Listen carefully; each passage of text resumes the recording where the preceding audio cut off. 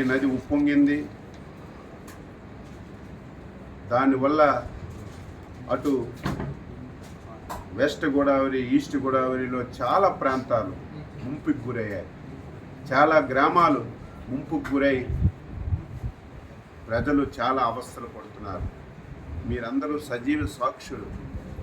గతంలో కూడా మీరు పనిచేశారు. గత 5 సంవత్సరాలు ఎప్పుడైనా ఒక విపత్తు వస్తే, ఎప్పుడైనా వరదలు వస్తే ముఖ్యమంత్రి ఎప్పుడైనా సరే రివ్యూ తీసుకొని అధికార యంత్రాంగానికి అలర్ట్ చేసినటువంటి రోజు ఒక్కటైనా ఉందా?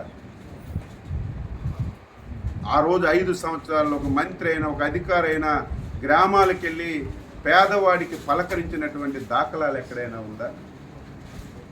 మొన్న ఎప్పుడైతే భారీ వర్షాలు వస్తాయి, గోదావరి నదికి విపరీతంగా వరదొస్తుందని తెలిస్తే మా విపత్తుల శాఖ మంత్రి శ్రీమతి అనిత గారు జూమ్లో కాన్ఫరెన్స్ తీసుకొని కలెక్టర్కి అలర్ట్ చేశారు. ఏవైతే ముంపు ప్రాంతాలు ఉన్నాయో, ముంపు మండలాలు ఉన్నాయో అధికార యంత్రాంగానికి అప్రమత్తం చేసి ఏ ఒక్క ప్రాణ నష్టం జరగకూడదు, వారందరికీ సురక్షిత ప్రాంతాలకి తరలించడమే కాదు, మీరు చూశారు గతంలో వరదొస్తే తరలించి వారికి బస్తాల్లాగా ఒక స్కూల్లోనో కొట్లోనో పెట్టేయడమే తప్ప ప్రభుత్వాలు చూడక ఆర్తనాదాలు విన్నాం.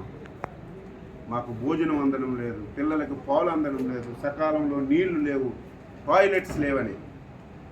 ఈ 5 రోజుల్లో ఎక్కడైనా ఒక వార్త వచ్చిందా?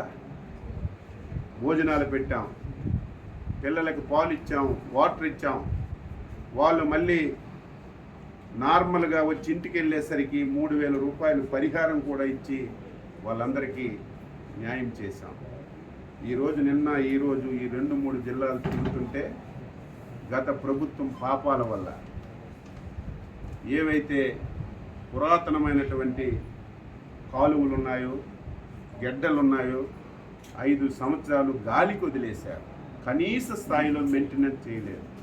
కనీసం ఒక తట్టిడి మట్టి తీసి ఆ కాలువలో ఉన్నటువంటి అడ్డు కూడా తీయకపోవడం వల్ల నిన్న వచ్చినటువంటి వరదలకి ఆ కాలువలు పొంగి వేల ఎకరాలు రైతు పెట్టినటువంటి పంట పూర్తిగా నాశనం అయిపోయింది.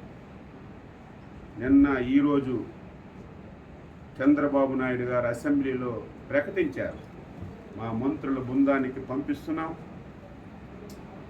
నష్టపోయినటువంటి రైతాంగానికి పలకరించడమే కాకుండా ఎవరైతే పునరావాస కేంద్రాల్లో ఉన్నారో వాళ్ళ దగ్గరికి వెళ్ళి వాళ్ళకి అన్ని సదుపాయాలు అందుతున్నాయో లేదో చూసి రైతాంగానికి ఏ విధంగా మనీ సహకారం ఇవ్వాలో అన్నీ తెలుసుకొని నాకు చెప్పండి, నేను రైతుల పట్ల చాలా ఉదారంగా ఉన్నాను, అవసరమైతే ఒక పైసా ఎక్కువ ఇచ్చైనా రైతులు కష్టాలు తీర్చి వారి రుణం తీర్చుకుంటానని స్పష్టంగా ముఖ్యమంత్రి గారు చెప్పడం వల్ల మేము బృందాలుగా వచ్చి తిరిగాము.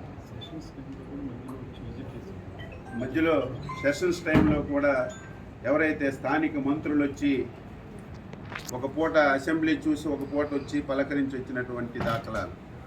నిన్న ప్రజలు 5 సంవత్సరాలు ఇటువంటి పరిస్థితి ఉంటే ఒక్క ఆఫీసర్ రావడం కానీ, ఒక్క మంత్రి రావడం కానీ, ఒక ఎమ్మెల్యే రావడం కానీ మేము ఎప్పుడు చూడలేదు.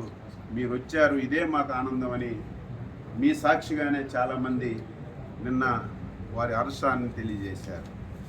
ఈరోజు ఈ ప్రాంతం నాశనం